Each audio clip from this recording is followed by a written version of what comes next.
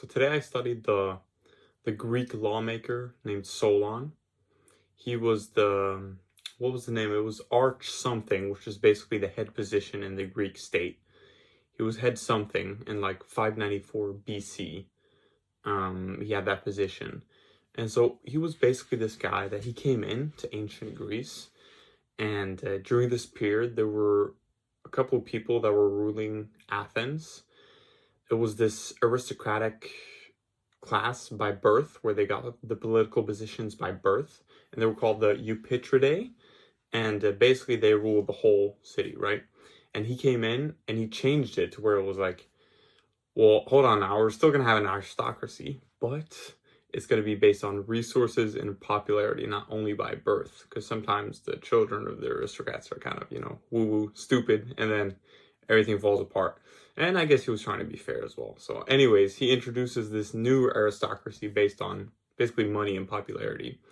And he creates this thing called the General Assembly, which is this, says it in itself and in the name, right? The General Assembly, where a bunch of people could gather together and discuss the important issues for the state, for Athens.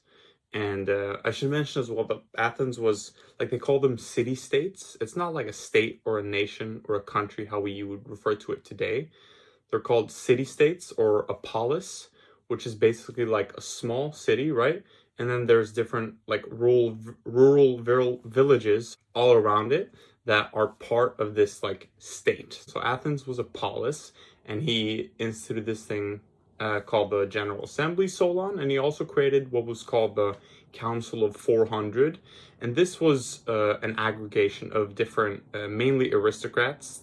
The people that were in these positions of power, one of these 400 people on the council, had to be from the top two social classes. So Solon did a census of everybody in the Athens city-state at the Athens polis, and he ranked them according to the amount of resources they had, like olive oil and grain and things like that. He ranked them into 4 categories, and the poorest category had no rights at all. And pay mind to that. This was still considered an improvement. This was a more fairer system, and the poorest people had basically no. I'm not sure if they were citizens, but they didn't have any political rights at all. And then only, as I said, in this Council of 400, the Council of 400, only the people from the top 2 socioeconomic classes could get these positions of power. So it was a slight improvement from before, when it was only like the top class, as I said, and it was only the top class by birth. But now it was basically this top 2 classes of people based on their resources and popularity. And essentially, like the changes that Solon made, he made Athens more, he sort of created the precursors for what would become later democracy in Athens. So at this time, there is no democracy, but he's he's essentially a lawgiver that sets up the preconditions for the democracy that will rise out of Athens in actually 508 BC by another man named Cleisthenes. But so we're still talking about Solon, and he was this the leader of the state in 594 BC. So it was quite a while before. So he created the preconditions for democracy through all these changes, and he also created a new code of law for the polis that was more humane, and it replaced the previous code of law, which was these draconian laws from, if you've heard that expression, from the lawgiver Draco. And these are essentially infamous, and they're still used to this day, the expression like something being draconian, being unnecessarily or extremely harsh. And it was because of the laws that this guy initiated or introduced in Athens, where basically you would get killed. The punishment was death for basically anything, like petty crimes and stuff like that. So it was very, very severe. So another thing that Solon did was to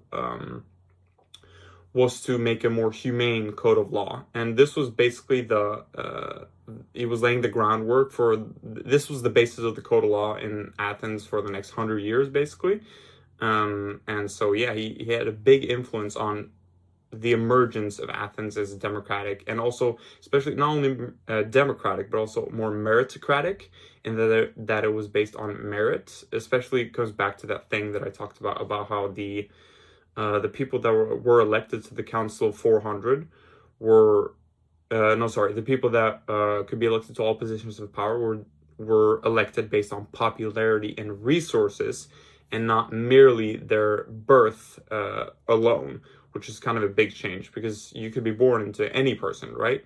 But if it's based more on your resources and popularity, there's a, a categorization there, a ranking there based on the merits of the person and not only their ancestors and what they did. And so that's quite an important change. And as I said, he's basically regarded as the person that set up a lot of the fundamental changes, although they weren't all the way to the state that we want them to be and what we regard as Athens. He was the one that set things in motion, sort of. And then there was this guy in 508, Cleisthenes, that actually instituted democracy for all citizens, that all citizens could vote in 508 BC. And all of this, mind you, is all before like the Persian invasions of Greece, the first and second Persian invasions of Greece, and also well before like Socrates even, and Herodotus, and a bunch of different figures, Sophocles, and Aristotle, and yeah, all of that. This was way before that. But I think it gives an interesting context to how the Athens we know and what's referred to in popular culture, like in our minds, where that originates from. So I think Solon is a very interesting figure for that reason. And he was well regarded by his descendants as well, which are these people like, for example, Plato and Aristotle. It was well respected. And he also, I mean, he was pretty cool. So he instituted all of these laws, right? And then he went, when he was like finished giving all the laws and making all the changes, he actually went, he was like, all right, I'm out. He left Athens and traveled like around the region for like 10 years because he was like, I don't want to deal with all the blowback and the critiques. He just wanted to get it, like try to get a better structure. And then he didn't want to like deal with all the people just who were going to try to change it and complain and all of that stuff. So he traveled around the region and he went to places like Egypt, where he supposedly like got a bunch of knowledge that he wrote down, and that was passed on to Plato. For example, one of the things I think Plato said is that he got from Solon, one of his ancestors, was the information that the existence of Atlantis, like this city under the water that existed a long time ago, this huge metropolis that was like subsumed underwater and then disappeared. So that's kind of just an interesting fact. And then also, yeah, one more thing that Solon did, just for more context, he also he outlawed indentured servitude. So a lot of the poor people would like go into debt to people, like they would offer themselves as collateral for like taking loans or different actions, asking favors of people, and then they would end up being slaves, essentially, indentured servants on like rich landowners on their farms. And he outlawed this, said this is not okay. And he also said that he gave back all the lands as well that were forfeited through this type of like bargaining process to the peasants who had forfeited them to like richer people. So like some general measures to try to equalize the playing field. And for his time, it was, I think, widely regarded as quite, like retrospectively, we look at it that it was quite progressive, like for his time. But then also, if you're looking at it, we're like, he didn't even like come close to like creating some type of equality, but he made changes that were big changes for the people at the time. And the reason when I talked about that he left because he didn't want to have like hear the criticism is that people, like, it's not like everybody was satisfied with this. The poor people weren't satisfied because they wanted him to be more extreme. They wanted him to redistribute land, farmland from the rich landowners and give to the peasants. So they were like, he's not extreme enough.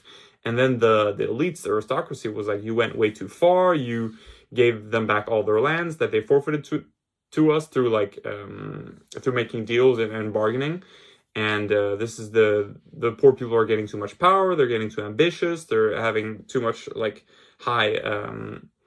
They're getting too confident about themselves and their worth, which is like kind of a funny thing. Nowadays, we assume that all people have worth, but it just wasn't the case and hasn't been the case all throughout history, basically. So yeah, that's sort of why he left. He was like, no, just gonna travel around, have fun, see different things, eat different food, and yeah, that's kind of what he did.